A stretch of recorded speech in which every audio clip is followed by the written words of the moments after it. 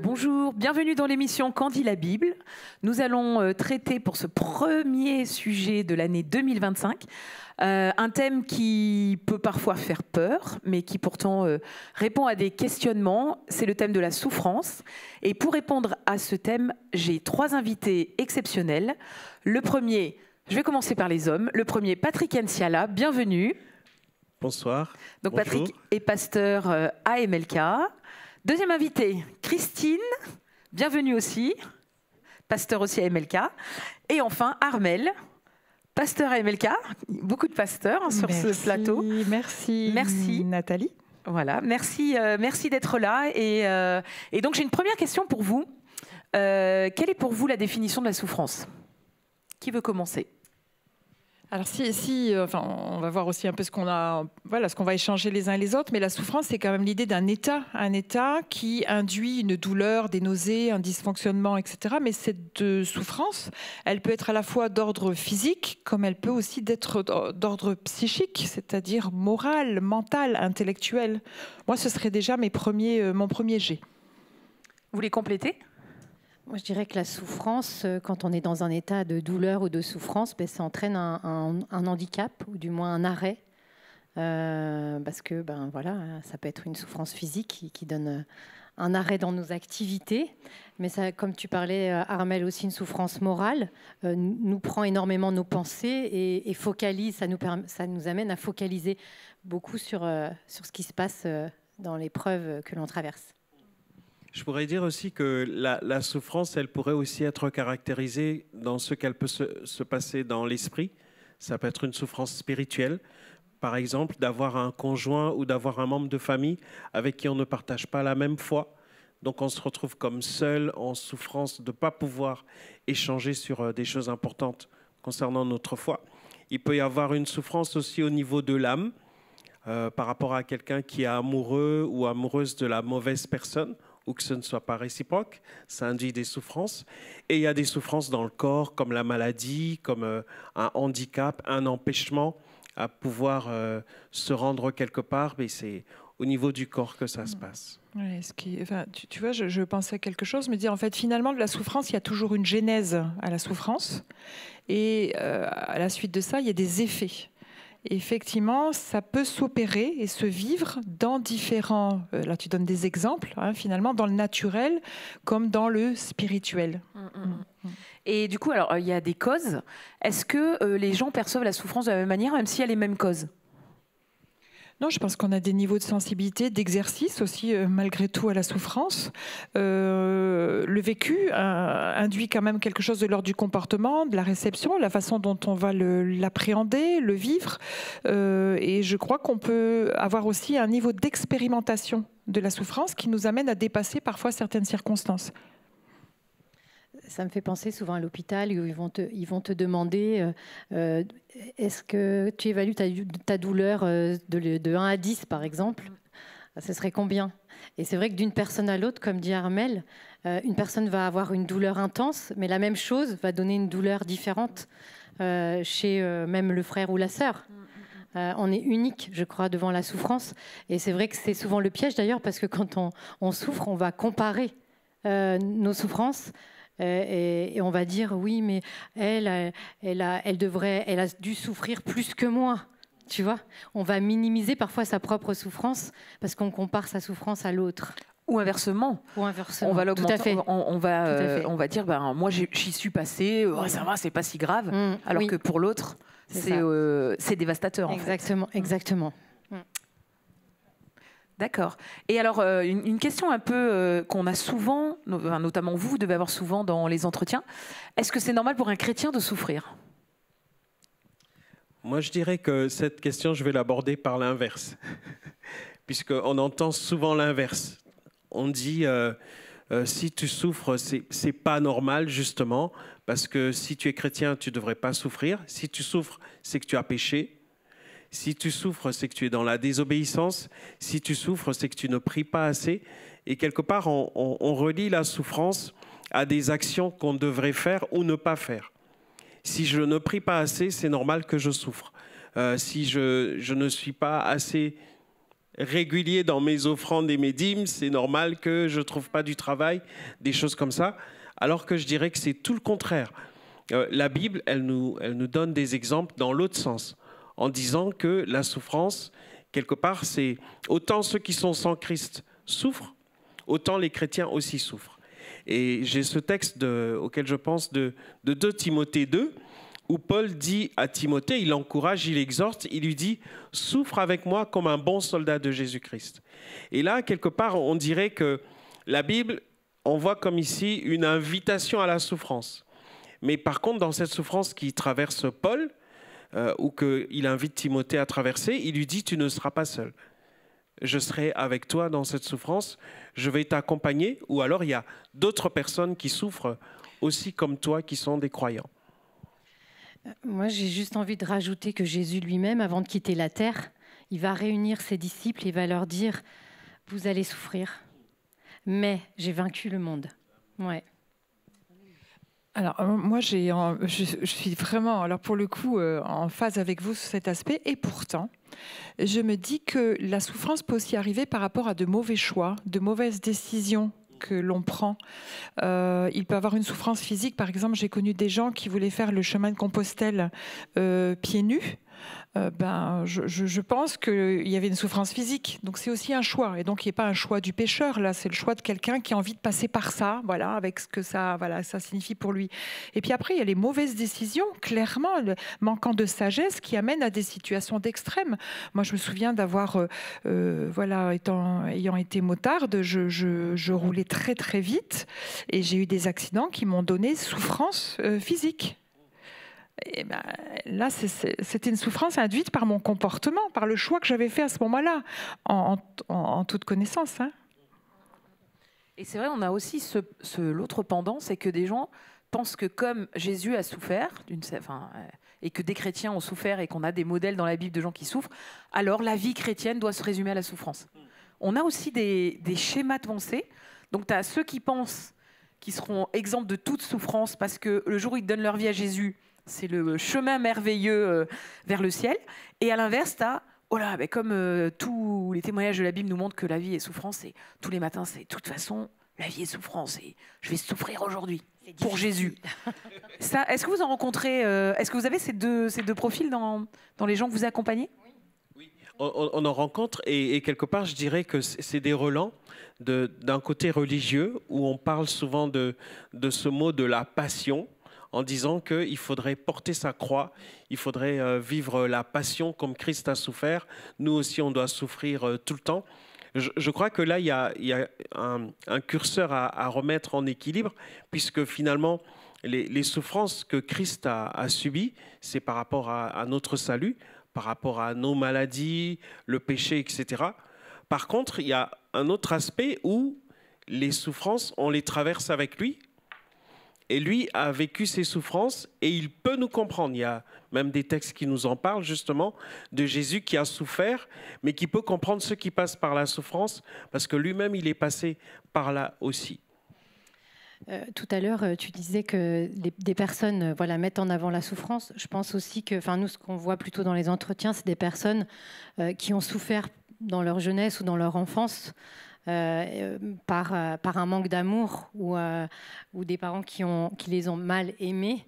Et évidemment, ça crée de la souffrance à l'intérieur. Et là, forcément, ils n'ont pas été chercher cette souffrance.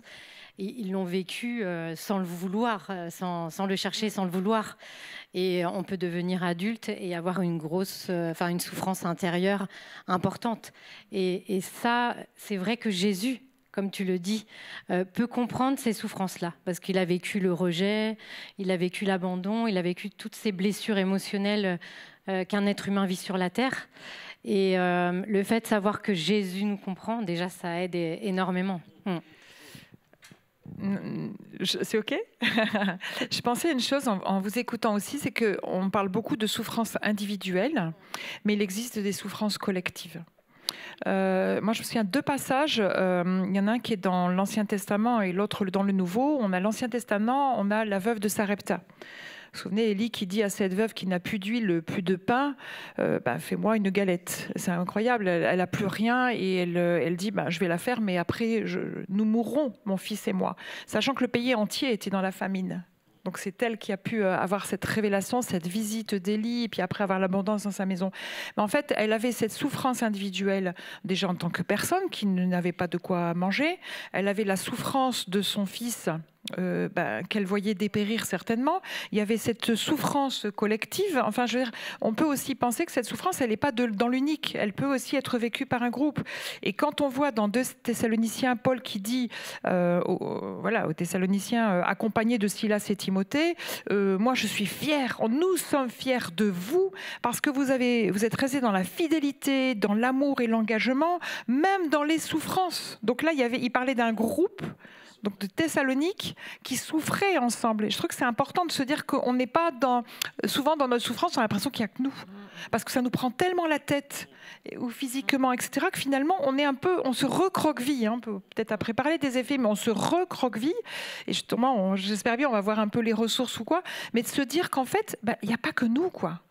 C'est quelque chose qui est du commun des mortels et qui peut aussi faire qu'une famille peut être en souffrance dans un deuil, par exemple. Et c'est la famille tout entière avec des graduations différentes. Voilà. Alors moi, ce que j'ai retenu, c'est que vous aviez dit, on peut être dans la souffrance du fait de notre propre péché, c'est-à-dire nos choix qui peuvent nous emmener dans la souffrance. Là, tu dis, ça peut être des événements et des circonstances autour de nous, donc une famine, je sais pas, un tremblement de terre, des choses comme ça qui emmènent un collectif dans la souffrance. On peut avoir quelqu'un qui autour de nous aussi a péché. Exemple, des parents se séparent, des enfants souffrent.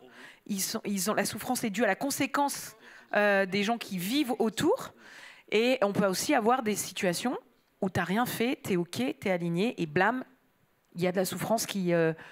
tu traverses des épreuves, des crises de vie, et là, tu es dans la souffrance. Et c'est peut-être plus là où on ne sait pas trop comment réagir face à cette souffrance. Est-ce que ça vous est déjà arrivé, des situations de vie, où vous étiez tranquille, on va dire, entre guillemets, et d'un seul coup, quelque chose vous tombe dessus et est-ce que quelqu'un est prêt à témoigner ? C'est OK, parce que Christine, peut-être, tu voulais partager quelque chose ? Vas-y Armelle, vas-y. Ça va ? C'est OK ? Pas plus tard qu'il y a moins de 2 mois. OK. Je me sens mal un dimanche. Ça traînait depuis un petit moment sans savoir ce que c'était. Le lundi, souffrance physique vraiment crescendo. Mardi, je crois qu'on on avait eu un échange à ce moment-là. C'était devenu plus qu'insoutenable et non gérable par les médicaments ou quoi que ce soit. Donc là, une des ressources, normalement, c'est médecin, etc. Là, il n'y a rien qui passait. Hospitalisation avec toutes les conséquences et quasiment une fin de vie dans les heures qui ont suivi. Alléluia, je suis là. Voilà. Et je peux dire, oui, que la souffrance physique à ce moment-là était à un niveau de l'insupportable pour ce qui me concerne. D'accord ? OK. Et pourtant, de par mon histoire, j'ai eu à maintes reprises des souffrances physiques importantes. Mais celle-ci est allée, pour le coup, est allée me chercher très, très, très loin. Voilà. Donc oui, la souffrance, je l'ai bien ressentie dans mon corps il y a moins de 2 mois. Et d'une manière vraiment, je peux dire, extrêmement, extrêmement, extrêmement forte. OK, donc on verra les ressources tout à l'heure. Est-ce que vous avez un témoignage ? Moi, je peux simplement au niveau personnel, il y a un aspect qu'on n'a pas échangé par rapport à la souffrance. C'est toute cette souffrance qu'on s'impose parfois inutilement. Et moi, je me suis mariée très jeune. On n'a pas eu de préparation au mariage, rien du tout. On s'est lancé comme ça. Voilà, on était très amoureux. Mais c'est vrai que j'avais une méconnaissance du couple, méconnaissance des différentes étapes, etc. Et on était très différents. Et en fait, moi, mon référentiel, c'était mes parents. Et il y a plein de choses que je ne comprenais pas et que je vivais comme une souffrance, en fait, qui était normale. Et parfois, on peut vivre des souffrances comme ça, pas pour rien, mais... et c'est vrai qu'aujourd'hui, je suis ravie, je suis vraiment privilégiée de pouvoir accompagner les couples ou de faire même des parcours couples pour ceux qui se préparent au mariage, parce que je me dis, on leur évite quand même pas mal de souffrances, même au niveau de la communication, les différences hommes-femmes, ou voilà, plein de clés qu'on leur donne pour éviter des souffrances. Donc moi, j'ai cette petite anecdote qui m'est revenue. Et parfois, oui, on porte... alors moi, souvent, les gens que je vois en entretien, je leur demande, on fait un petit état des lieux avec le verset de Matthieu 11, 28, 30. Venez à moi, vous toutes qui portez un fardeau trop lourd. Des fois, on porte des choses lourdes qui nous font souffrir, mais que le Seigneur ne nous demande pas de porter. Donc on fait un peu un tri. Qu'est-ce qui est de ma responsabilité? Enfin voilà, on le verra peut-être plus tard. Mais c'est vrai qu'il y a des souffrances que j'appellerais un peu inutiles parce qu'on se les impose et puis on pourrait faire autrement. Alors la souffrance, moi je peux parler évidemment il y a eu plusieurs situations de souffrance que j'ai traversées, mais je voudrais partager la dernière de laquelle je suis sorti, puisque pendant 25 ans quasiment, j'étais en détestation des fêtes, de Noël, Nouvel An, tout ça, parce qu'il y avait eu énormément de décès autour de moi, des amis, des membres de famille, des parents. Et il est arrivé il y a 10 ans que ma mère décède un 16 décembre et qu'on l'enterre un 27 décembre. Et 2 ans après, le papa de Françoise, un 25 décembre. Donc il y avait déjà ce fond-là et c'était pas joli. J'étais vraiment pas bien pendant cette période. Évidemment, il y avait le poker face avec les autres, puisque on nous a appris dans l'éducation qu'il fallait pas faire porter ses soucis aux autres. Donc ça restait dedans, mais c'était une grande souffrance que la famille portait avec moi, partageait avec moi. Et récemment, par le biais du Noël solidaire à MLK, je me suis réveillé autour du 15 décembre en disant « c'est curieux, je suis bien ». Je suis bien, je ne suis pas en train de broyer du noir, je n'ai pas le blues, je me sens bien, je souris. On parle des cadeaux, ça ne me fait rien. On va choisir les cadeaux. On parle du menu de Noël avec ma fille, etc. On parle d'aller passer Noël avec un cousin en Belgique. Donc, je suis bien. Et à la faveur du Noël solidaire, il y a un stand de décoration, chapeau à l'équipe, là, et surtout à Cathy. Et on me met une décoration de Noël sur moi.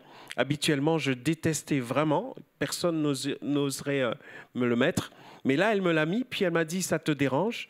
Je dis « non, Cathy, au contraire, c'est le signe de ma guérison. » J'étais tellement content et fier de l'avoir que je l'ai gardé à la célébration le soir.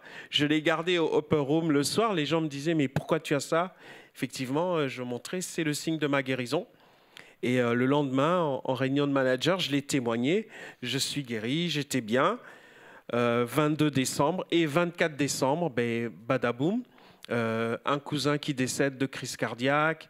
Et le même jour, la sœur de Françoise, un œdème pulmonaire. Françoise, c'est ton épouse, pour ceux qui ne savent pas. Voilà, exactement, mon épouse. Et le 26, au bled, un cousin qui décède aussi. Donc, on prend tout ça et la première réaction, c'était de dire je sais que je suis guéri. Bon, on parlera des ressources tout à l'heure, hein, mais c'est des moments de souffrance où on se dit c'est pas possible. Il peut pas se rajouter ça. Comme Armel a partagé tout à l'heure en disant accident de moto ou d'autres souffrances physiques qu'elle a eues. À un moment, on peut se dire ça y est, je suis immunisé. Il y aura pas autre chose de pire que ça. Et finalement, le pire peut arriver, mais par contre, on peut le traverser aussi. Alors c'est vrai que moi j'avais regardé un petit peu les caractéristiques, comment on se sent dans la souffrance. Et tu vois, tu dis l'histoire de au-delà, c'est-à-dire qu'en fait, on a ce sentiment d'impuissance, c'est-à-dire qu'on n'a pas les ressources en nous pour pouvoir passer ces choses. On a le sentiment aussi que ça va durer et que du coup on ne pourra pas la traverser. On a aussi tout de suite plusieurs questions qui viennent en nous, c'est pourquoi et pourquoi moi en deuxième. Exactement, c'est pourquoi, bon ça c'est tout le monde, pourquoi ça arrive et après pourquoi à moi. Et selon nos blessures d'enfant, des fois, le pourquoi moi peut t'emmener très très très très loin. Donc vous avez dit, on a l'impression que ça nous tombe dessus et que ça va nous écraser et qu'on ne va pas pouvoir passer par-dessus, quoi. Oui, c'est vrai, c'est comme... moi, j'entends des personnes qui ont cette impression, et j'ai dû certainement l'avoir, pas cette fois-là, mais j'ai dû l'avoir en disant, mais finalement, tu t'en sortiras pas, quoi. C'est comme si tu es dans une saison d'hiver et il n'y aura jamais d'autres saisons possibles. Et moi, ce que j'ai observé, je ne sais pas ce qui vous concerne, mais j'ai même entendu des personnes, finalement, fêter des anniversaires de ces mauvaises saisons. Voir l'anniversaire de un tel qui est décédé. Ah bah oui, c'était l'anniversaire de la mort finalement, du deuil, de la souffrance. Et je trouve que quand on est dans une saison d'hiver, on peut le trouver très long. Parfois, effectivement, je disais, on a l'impression qu'on n'en sortira pas. Mais en fait, il y a aussi des personnes qui ont choisi, et avec le respect que je peux avoir dans ces choix personnels, de dire, je continue à dire que cette saison, elle a une existence. Je ne sais pas si j'arrive à expliquer. Et pour moi, ça m'effare.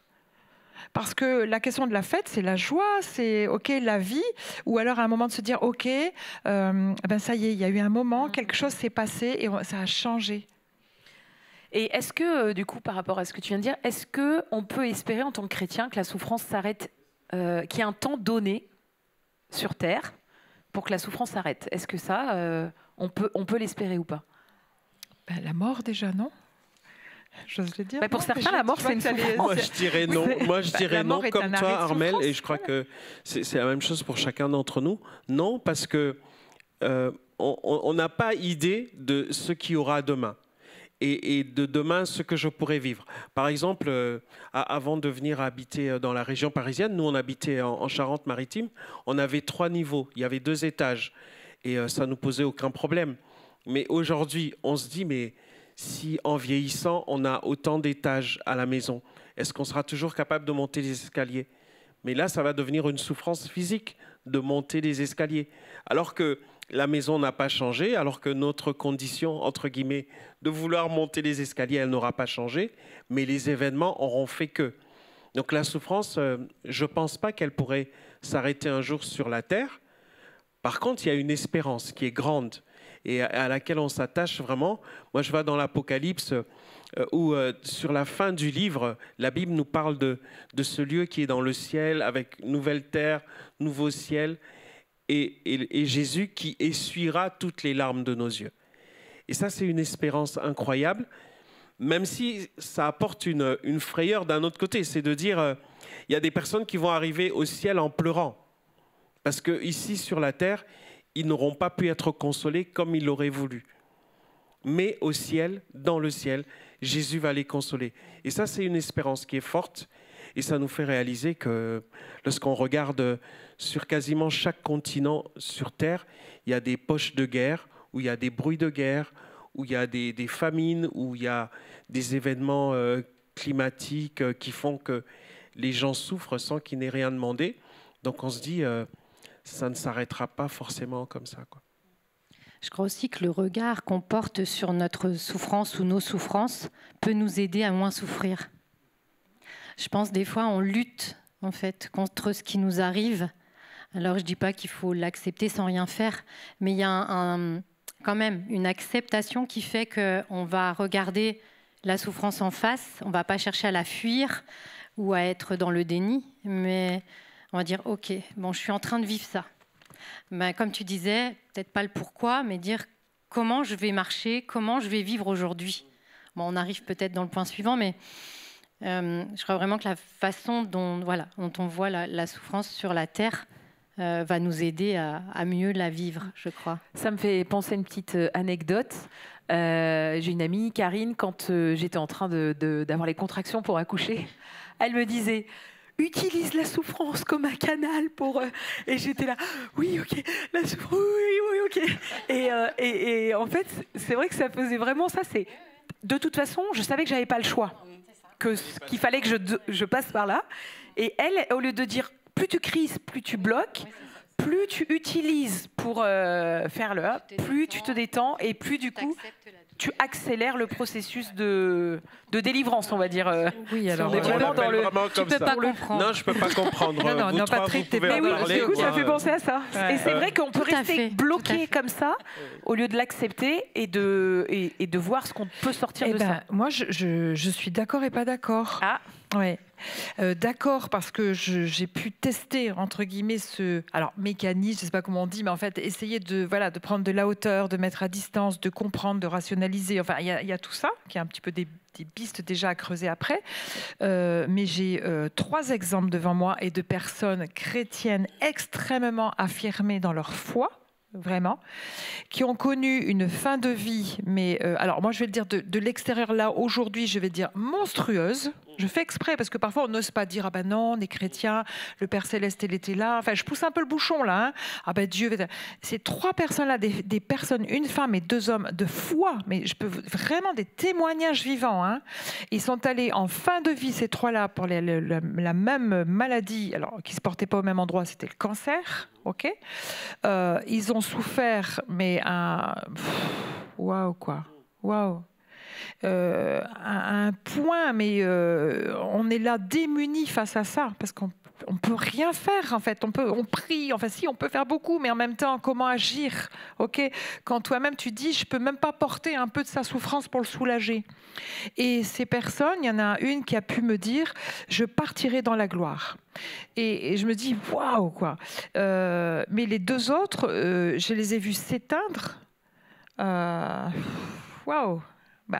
T'es à genoux devant ton Père Céleste le soir et le pourquoi il revient. À ce point-là, vous voyez. Donc je suis OK, il y a des moments où tu peux tout à fait prendre de la hauteur, etc. Il y a des moments où tu vas être investi de quelque chose de particulier. Je ne sais pas, il y a un niveau de foi, il y a peut-être la question de ton entourage ou quoi. Mais ces 3 personnes-là, moi j'ai toujours cru, en étant, pendant des années, jusque j'ai vraiment donné mon cœur au Seigneur. Le Seigneur m'a trouvé, m'a cherché, m'a trouvé, il m'a offert la foi. Moi j'étais persuadée que c'était pas possible de mourir dans ces conditions. J'étais persuadée. J'ai changé d'avis. Hein. Ouais. Tu vois.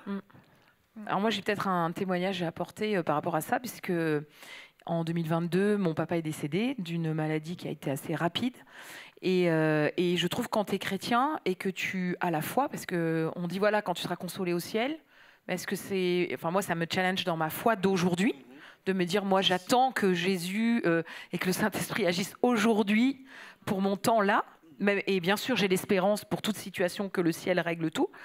Mais du coup, moi, j'avais l'assurance que Dieu peut le faire, l'assurance que Dieu l'aime, et sans aucun doute dans la foi.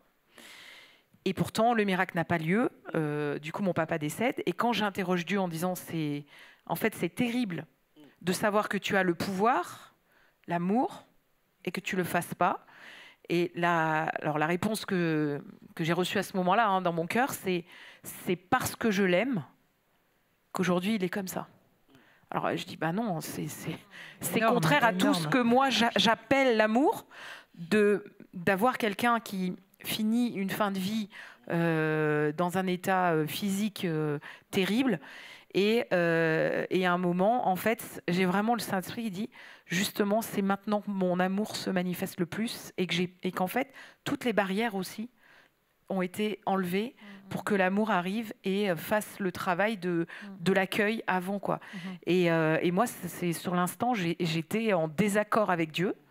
Parce que je sais, et je trouve ça difficile dans les prières non exaucées. Moi, je voudrais encourager des gens dans les prières non exaucées, des choses où tu sais que Dieu a le pouvoir. Et Jésus, pareil, à Gethsémani, Jésus sait qu'il dit un mot et Dieu a le pouvoir d'arrêter ça.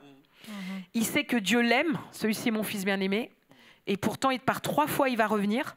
Et jusqu'au moment où il capitule en disant « mais ta volonté, pas la mienne », parce que sa volonté est meilleure que la nôtre, mais n'empêche que c'est très dur quand tu sais que Dieu a toute autorité, quand tu sais que Dieu t'aime d'un amour éternel, extravagant, puissant, qui a été capable de faire tout ce qu'il a fait, et de te dire que dans une situation comme ça, il ne le fait pas. Et ça, c'est des souffrances qui sont compliquées à gérer. Et en tout cas, moi, dans mon expérience, il faut rester confiant en Dieu et dans son amour, justement, pour le coup. Tu vois, Nathalie, ça rejoint aussi le début de notre discussion, c'est-à-dire, moi, je vais aussi pousser dans cette réflexion par rapport à ces naïvetés qu'on peut avoir parfois, tu vois. Pour ne pas tourner autour du pot, une des 3 personnes était mon père. Il est mort un dimanche de Pâques, dans la nuit. Le matin, je suis allée dans l'assemblée où j'étais et j'ai loué le Seigneur. Parce que je me suis dit, mon père vient de mourir, mais je ne le lâcherai pas. et je serai exactement où il m'a demandé d'être et je continuerai à louer le nom de l'Éternel, tu vois. Mais je l'ai vu dans un état terrible. Et en fait, je savais que dans sa foi, il savait aussi où il allait et que c'était évident. Mais dans tout ça, ce que je veux dire vraiment dans cette remarque et ces échanges, c'est attention à cette naïveté, quoi, ou cette idéalisation. Voilà. Que tout le monde devrait être guéri, que tout le monde devrait ça que je veux vraiment, arrêter de souffrir. Parce qu'on a envie, on a envie pour nous-mêmes, mais on a envie aussi pour les autres. Moi, je me souviens, j'en ai déjà parlé, ou Stéphane aussi, lors d'une émission, mais quand Stéphane a eu ces 2 cancers, en fait, on a eu toutes ces questions-là. Et c'est vrai, ce qui nous a beaucoup aidés, c'est de se dire, en fait, on vit les choses comme les autres. On est sur la terre, il pleut sur les bons et sur les méchants. Et on s'est dit sur quoi s'appuyer, qui est du solide, parce qu'on avait un ami qui était parti d'un cancer du cerveau, voilà, quelques années avant, et pourtant il avait la foi, voilà, il avait revendiqué même sa guérison, etc. Et on s'est dit, en fait, une chose qui est sûre, qui est du solide, c'est que le Seigneur est avec nous. Qui guérisse pas, que ce soit compliqué, que ce soit voilà, un passage doux, en tous les cas, on a pu s'appuyer sur cette promesse du Seigneur qui, avant de quitter la terre, a dit je suis avec vous tous les jours jusqu'à la fin du monde. Ça a été vraiment un soulagement en disant, Seigneur, on ne sait pas du tout ce qui va se passer. Toi, tu sais, mais en tous les cas, une chose est sûre, c'est que tu es avec nous et tu vas être à nos côtés dans cette épreuve. Et il l'a vraiment été, et ça a été un grand soutien. Donc peut-être toi, si tu écoutes cette émission et que tu traverses ces moments difficiles, surtout ne te détourne pas de Dieu. C'est vraiment l'appui, la source, c'est vraiment le consolateur. Et c'est celui qui va pouvoir t'aider à traverser ça. Parce que parfois, le réflexe, c'est d'en vouloir à Dieu ou de se détourner de Dieu, mais ne te détourne pas de Dieu. Reste confiant, prends cet appui solide dont parle Christine. Est-ce que vous avez d'autres conseils aussi pour traverser la souffrance? Tu parles des ressources finalement. Il y en a une là que juste je partage. Je sais qu'on a tous aussi dans nos accompagnements pastoraux un peu mais il y en a une là que du coup j'ai vécu fin novembre. Ok, donc je veux vraiment la mentionner parce que elle est waouh quoi. C'est tellement incroyable. Alors que j'étais en train de mourir. Ok, donc fin novembre, je le savais pas. Je comprenais juste que toutes ces personnes qui étaient autour de moi couraient dans tous les sens et que je voyais bien les alarmes de partout. Mais comme j'étais dans cette souffrance physique, j'ai appelé Dieu, mais j'étais dans ma souffrance en fait, voilà, clairement. Et je dis bien ma souffrance parce elle me remplissait complètement. Et tout le temps, dans ce que j'arrivais à murmurer, je disais aux personnes qui m'entouraient merci, merci, merci. C'était la seule chose que j'arrivais à faire parce que je les voyais tellement courir autour de moi que je disais mais je suis bénie, ils sont tous là, ils sont tous en train. Mais je ne comprenais pas que je mourrais. En revanche, à un moment donné, il y a ce que je vois et ce que j'entends. Et j'entends en moi-même vraiment ceci. Si je traverse la vallée de l'ombre de la mort, je ne crains aucun mal. Ta houlette et ton bâton me rassurent. Donc, on trouve ça dans le psaume 23. Et je l'entends, en fait. Je vois tout le monde et je l'entends. Et ça me surprend, mais je suis encore dans cette douleur. Reste quelques secondes. Si je traverse la vallée de l'ombre de la... Et de manière incessante, j'avais cette parole qui venait dans mon oreille et ce n'était pas moi.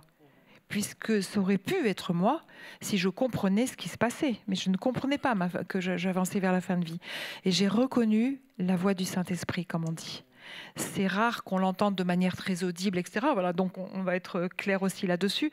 Mais là, c'était une voix d'une douceur incroyable et qui a murmuré de manière permanente à mon âme « Ne t'inquiète pas, ne t'inquiète pas ». Mais je n'étais pas dans l'inquiétude. Et je peux vous dire, l'inquiétude, je ne l'ai jamais eue. En fait, je n'ai même pas eu peur. Et lorsque j'ai réalisé progressivement, après dans toutes les phases de réveil, de système un peu comateux, etc., et en fait c'était incessant. Et je suis restée après des jours et des jours dans ces lieux de soutien. Et en fait j'écoutais en permanence le psaume 23. En permanence, j'avais demandé à ce qu'on me mette mon portable dans là où j'étais, puisque je ne pouvais plus bouger, voilà, un peu lié de partout, là, et en fait, ce psaume venait me remplir mon âme de manière permanente, eh bien, je ne peux pas oublier que dans des moments de souffrance, l'Esprit parle directement à ton esprit. Parce qu'il a parlé à mon esprit, mon âme a été touchée, mon corps a été béni, et aujourd'hui, il n'y a plus aucune trace de cette maladie. Encore, je te disais hier, hein, j'ai fait les tests hier. Voilà, donc c'est ça c'est une ressource que j'avais vraiment envie de vous donner, c'est que dans ces moments-là, j'ai dans ce que je pouvais appeler, et le Saint-Esprit a rempli. Je pense avec ce que Armelle vient de partager, je pense à la persévérance. C'est que dans la souffrance, il y a la tentation d'abandonner, il y a la tentation de se laisser couler, de se laisser mourir ou de baisser les bras, de subir. Ça me fait penser à ce passage de 2 Timothée, au chapitre 2, au verset 12, où Paul dit à Timothée, « Si nous persévérons, nous régnerons aussi avec lui. Si nous le renions, lui aussi nous reniera. Si nous sommes infidèles, il demeure fidèle, car il ne peut se renier lui-même. » C'est qu'en fait, le Seigneur honore la persévérance, parce que dans ce temps-là où il nous reste rien, où même les cris, souvent on crie à l'intérieur et on s'entend crier. Mais des fois, la souffrance est telle que même ce cri-là intérieur, il est comme sourd. Il reste la persévérance. Et de persévérer, ça fait que, comme tu l'as vécu, pour toi aussi et dans ce que tu as traversé avec ton papa, c'est qu'en fait, il y a comme un canal privilégié qu'on a avec le Seigneur qui nous permet de recevoir une ressource surnaturelle, une ressource pour le moment précis qui vient comme nous redonner un souffle, qui vient comme nous redonner les forces d'avancer. Ça me fait penser à Étienne. Étienne, alors que la Bible nous dit qu'il avait une sagesse, il parlait rempli du Saint-Esprit, personne ne pouvait résister à sa sagesse. Et les gens qui ne savent plus parler, il leur reste la violence. Donc ils décident de lapider Étienne, parce qu'ils ne peuvent pas le contrer. Et alors qu'ils sont en train de le lapider, les amis, allez voir dans les Actes des Apôtres, c'est un passage qui est vraiment... Moi, je n'arrive pas à comprendre ce qu'il a vécu. La Bible dit que pendant qu'on est en train de le lapider, il leur pardonne. Il dit, Seigneur, ne leur impute pas ce péché. Première chose qui me fait déjà drôle. Je ne sais pas si vous avez déjà été lapidé ou si on vous a déjà lancé une pierre. Rien qu'une pierre, ça fait mal quand on la reçoit. Mais lui, il en reçoit des tonnes sur lui. Il pardonne. Et deuxième aspect, il dit, je voyais le ciel ouvert et le Fils de Dieu debout. Et la Bible nous dit que Étienne s'est endormi. Alors, je ne sais pas comment vous dormez, vous, mais je crois que... Nous, ici, on n'a pas ce rituel. Lorsqu'on veut dormir, on dit, bon, allez, Nathalie, Armelle, Christine, allez-y, lancez-moi des pierres, j'ai besoin de dormir. Ce n'est pas du tout ce qui se passe. Mais Étienne l'a vécu, parce que justement, il y a eu cette persévérance de rester ferme avec Dieu. Et là, le Seigneur vient comme dans un canal privilégié, il vient à son secours. Et c'est vraiment ce qui se passe dans les souffrances. Je pense aussi que c'est important qu'on parle aussi de ce que produit la souffrance, parce qu'elle produit la persévérance, tu en as parlé. Parfois, elle nous amène aussi à réfléchir, notamment quand on a des souffrances émotionnelles, sur notre identité, sur les mensonges parfois auxquels on croit. Et bien, je crois vraiment que la souffrance aussi parfois nous rend meilleurs, nous rend plus forts. Et nous amène aussi parfois à prendre des chemins qu'on n'aurait pas pris. On le voit dans des personnes qui ont à cœur, par exemple, les enfants maltraités. C'est souvent des enfants qui ont vécu des souffrances et puis qui, du coup, ça va créer en eux une sensibilité. Alors, pas forcément, mais parfois, ça peut déclencher vers des missions de vie ou des choses qui vont être déposées sur leur cœur et ils vont être un témoignage. Et moi, je le vois souvent aussi par rapport aux entretiens que l'on fait. On voit des personnes, des fois, en grande souffrance. Ils vont travailler sur leur souffrance émotionnelle, etc. Ils vont en sortir, le Seigneur va les restaurer. Et après, en fait, on voit que le Seigneur en fait un témoignage puissant. Et ils vont témoigner de ce qui s'est passé dans leur vie et ça va impacter des gens qui sont encore en souffrance. Enfin, il y a quelque chose de beau aussi dans tout ça. Il y a aussi la souffrance, ça te transforme. Et effectivement, c'est un canal. Alors souvent, on apprend plus dans la souffrance. Et la souffrance, ça unit aux autres. On le voit, hein, par exemple, même quand une nation traverse les attentats, on a vu comment cette souffrance-là a uni les gens. Donc, émotionnellement, souvent, on apprend plus à travers la souffrance. Et je pense, dans nos vies, on pourrait dire... j'ai appris là parce que j'ai traversé ça et ça a produit ça chez moi, ça a produit la patience, ça a produit l'empathie, la compassion, l'humilité. L'humilité et aussi l'humilité de se dire qu'on n'est pas différent des autres, mais aussi de se dire que on est comme les autres. C'est qu'on est traversé comme tous les autres par ça et qu'il faut admettre qu'on souffre. Nous, on nous avait appris quand on était petits, quand tu es chrétien, tu peux pas dire que ça va pas, tu dois toujours dire ça va, par la grâce de Dieu, etc. Et c'est vrai que de dire, là, je souffre comme tous les autres. Qu'est-ce que Dieu veut m'apprendre à travers ça? Qu'est-ce que je vais apprendre sur lui? Qu'est-ce que je vais apprendre sur moi? Qu'est-ce que je vais apprendre sur les autres? Et comment j'utilise la souffrance comme un canal de transformation, en fait. Et Dieu le fait. Parfois, on n'aime pas, mais il le fait. Et puis, il y a aussi, dans la souffrance, l'acceptation donc d'être parfois dépendant des autres. Là, on peut dire du personnel soignant, d'un médecin, par exemple, parce que parfois, il peut être aussi celui à qui Dieu confère une autorité, n'est-ce pas, ou parfois, on a besoin d'un soutien pastoral, par exemple, dans le sein de son Église.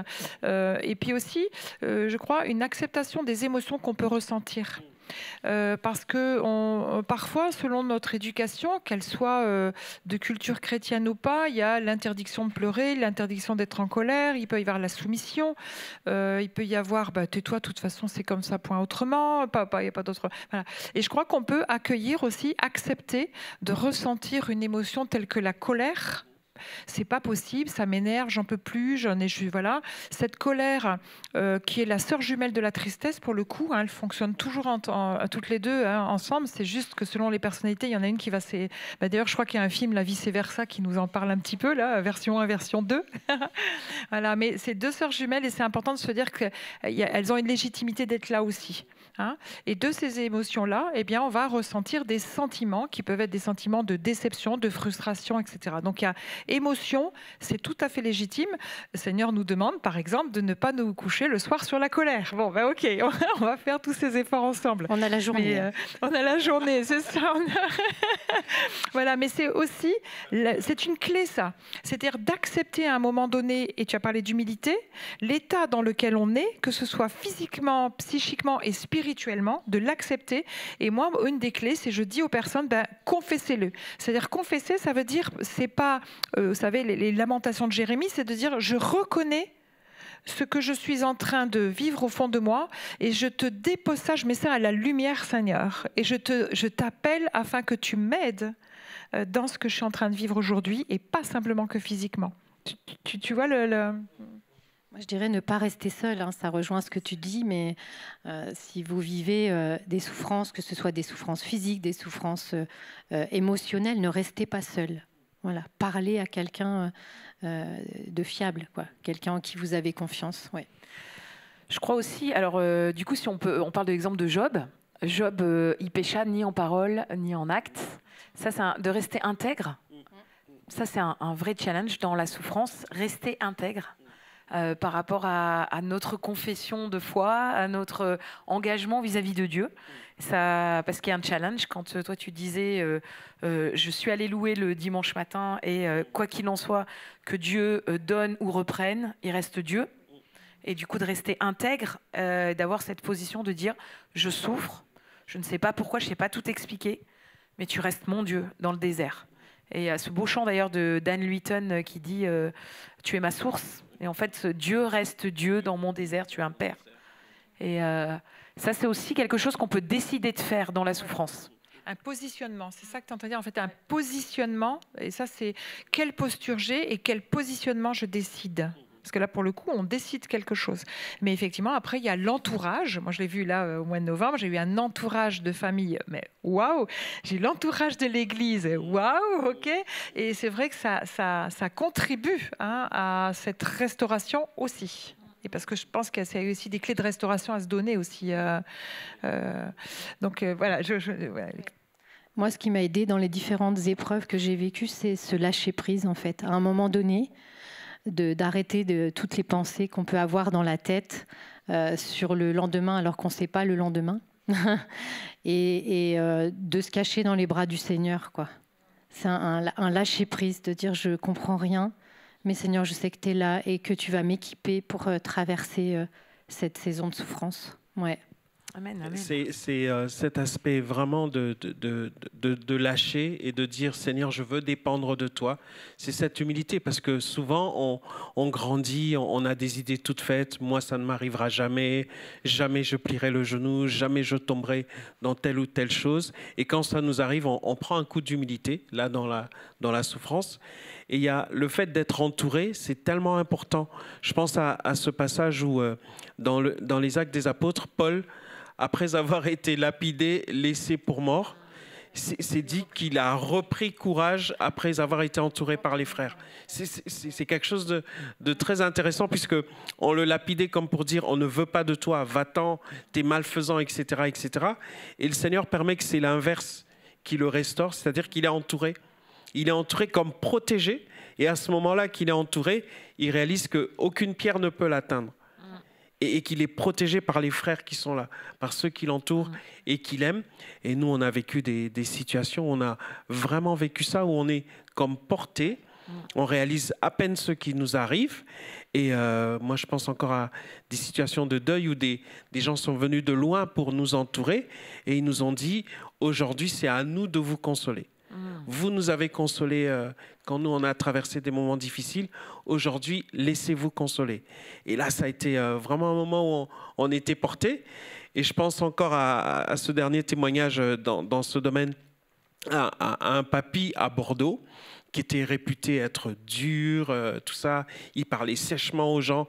Et moi, j'étais le petit stagiaire, donc j'avais à la fois du respect et de la crainte de ne pas le fâcher parce que je pouvais en prendre une avec des paroles. Et quand il est tombé veuf, il a demandé que moi, j'aille le voir. Je suis réputé bavard, troublion, tout ça, etc. Sur le trajet, j'avais peur. Je dis, pourvu que je ne dise pas des bêtises là-bas, que je ne l'embête pas avec des blagues alors qu'il est en deuil. Et je suis arrivé devant lui et il était tellement dévasté que je ne voyais pas quoi lui dire en fait. Ils avaient plus de 50 ans de mariage. Je suis resté à côté. À un moment, je l'ai pris dans mes bras. À un moment, je l'ai laissé là, etc. On a passé 3 heures ensemble. Des années après, il m'a dit, et il a dit à d'autres, il m'a fait un grand bien, Patrick. Juste d'être là, à côté de moi, ça m'a fait du bien. Donc, quelque part, celui qui souffre, celle qui souffre, a besoin de présence. Et même Jésus va plus loin en disant, pour celui qui est malade, il a besoin qu'on le touche. Ils imposeront les mains aux malades et les malades seront guéris. On est dans la souffrance, dans la maladie, on se sent tellement mal, on se recroqueville. Là, on a besoin d'un toucher de quelqu'un qui vienne nous rassurer, nous montrer qu'à nouveau, on fait partie des humains et que ce qui nous arrive est normal, c'est le lot de tous, mais par contre, on est entouré. Moi, j'ai une image aussi quand les chrétiens étaient martyrs à Rome et quand ils chantaient la louange, de remettre Dieu à la bonne place et de chanter les chants. Alors moi, quand je vais pas bien, c'est les chants de mon enfance. Alors désolé, c'est le DPS des années 90. Mais ça me fait tellement du bien quand ça devient et que tu dis, ah ouais, non, le Seigneur est là. Et tu chantes et vraiment de pouvoir passer ça avec la louange. Donc en fait, une de tes ressources, par exemple, c'est de te rappeler les bienfaits de l'Éternel. Compte les bienfaits de l'Éternel. Ça, c'en est une. Et à chaque fois, je me dis, mais attends. Là, on est en train de parler des gens qui vont poser la main, etc. Mais quid de celui qui est tout seul dans sa province ou sa maison et son village? Quid? Il se connecte aux ambassades. Il faut qu'il se connecte aux ambassades MLK, absolument. Mais du coup, je me dis, une des ressources, que tu sois entouré ou pas entouré, c'est de compter les bienfaits de l'Éternel et te rappeler qui il est pour toi et te rappeler ce qu'il a fait et de reprendre aussi le chemin de la louange, et notamment sur des choses que tu peux avoir entendues dans ta jeunesse, par exemple. C'est ce que faisait David, souvent on le voit dans les psaumes. Des fois même il revendique, il ne comprend pas, des fois il est en colère même, il ne comprend pas pourquoi les méchants sont bénis et lui il est dans cet état-là. Mais c'est vrai que souvent il va dire, allez mon âme, il s'exhorte, allez compte les bienfaits de Dieu, bénis l'Éternel. Tu parlais de chant tout à l'heure, moi aussi, il y a 2 chants qui m'ont portée quand Marie était vraiment malade. Et pendant toute cette période, il y a 2 chants que j'écoutais, je les chantais à tue-tête dans la voiture. Et à chaque fois, ça me faisait un bien fou. J'ai vraiment l'impression que le Seigneur, il chantait avec moi. Et oui, je crois souvent dans nos épreuves, il peut y avoir des versets. Moi, je sais qu'il y a des versets. Et peut-être, toi qui souffres, cherche peut-être t'appuyer sur une promesse de Dieu. Un verset qui va te suivre et qui va te porter. Tu parlais tout à l'heure, tu as eu un verset à cœur. Moi aussi, je me souviens dans différentes épreuves, il y a eu des textes particuliers et puis des chants qui m'ont porté, que j'ai pu écouter, que j'ai pu confesser et qui m'ont beaucoup aidé. Ouais. Exactement. Confesser et déclarer. Je pense qu'on peut vivre à 2 niveaux différents un verset biblique. Tu reçois un verset où il y a une parole qui te touche, tu la déclares sur ta vie. Tu la déclares sur la circonstance du moment, tu la déclares sur ce qui est en train d'être vécu. Parfois, la souffrance, elle est parce qu'on constate une impuissance pour soi vis-à-vis de quelqu'un d'autre ou un de nos enfants, et on déclare les promesses de l'Éternel. C'est une ressource, ça aussi, parce que tu me fais penser à ça, là. Alors, est-ce que vous avez d'autres étapes, peut-être des étapes de la restauration ? Oui, alors moi j'en ai une en tête, mais alors elle est décalée par rapport au fait que là on est spirituel, les amis. Là, voilà. En fait, moi j'ai une ressource perso, mais ça va peut-être vous faire sourire. Eh bien, alors je vous parle pas de ce qui s'est passé en novembre, là c'est carrément waouh. Mais en fait, dès que je sens vraiment quelque chose qui vient toucher mon cœur ou une souffrance aussi morale parfois sur quelque chose qui me peine ou autre, en fait. Alors, c'est pas du tout, je vais vraiment mettre plein de parenthèses, c'est pas du tout ésotérique ou pas du tout, mais moi je sais que je fais ça. On se prépare là. On se prépare, oui, je fais exprès, en fait, c'est pas pour amplifier ce que je vais dire, c'est pour dire qu'il n'y ait pas de malentendu. Voilà, c'est ça, ok ? En fait, du coup, je réfléchis à ce que je suis en train de vivre, je commence à mettre une certaine rationalité dans ce que je suis en train de vivre, et je décide en moi-même de dire, fais un pas de côté, Armelle. Ok, et c'est comme si, évidemment, je ne sors pas de mon corps, donc pas de malentendu, je veux vraiment rassurer tout auditeur, mais en fait, je tente de regarder ce qui est en train de se passer, de prendre de la hauteur, et je le fais vraiment mentalement. Je prends un temps pour ça en disant, ok, qu'est-ce qui est en train de se passer ? Qu'est-ce que tu ressens ?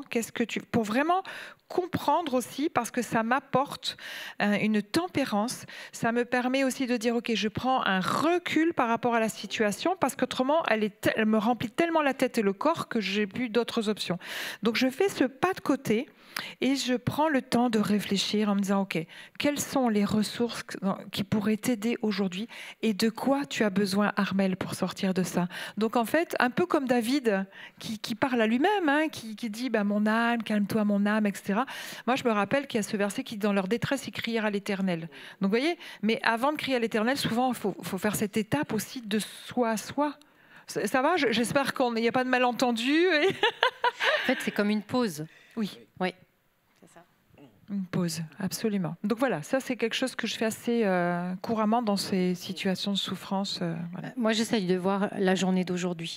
J'avais écouté une vidéo de Joyce Meyer une fois où elle disait « La journée d'aujourd'hui, on ne la reverra plus jamais ». Et nos vies sont une succession de journées. Et c'est vrai que quand on vit une épreuve difficile et qu'on vit de la souffrance, le fait de se dire le matin, eh bien Seigneur, je vais voir cette journée. Aide-moi à être dans la reconnaissance ou dans la paix. Donne-moi ta paix pour la journée. Équipe-moi pour vivre cette journée selon ton cœur. Et je trouve que déjà de voir la journée, eh bien déjà ça évite qu'on se trouve, comme tu disais tout à l'heure, submergé. Moi, c'est quelque chose que j'ai pu mettre en pratique à pas mal de reprises et qui m'a beaucoup aidée. À chaque jour suffit sa peine. Voilà, en plus c'est biblique. Le lendemain aura soin de lui. Et quelque part, Dieu ne va pas nous donner aujourd'hui les forces de demain.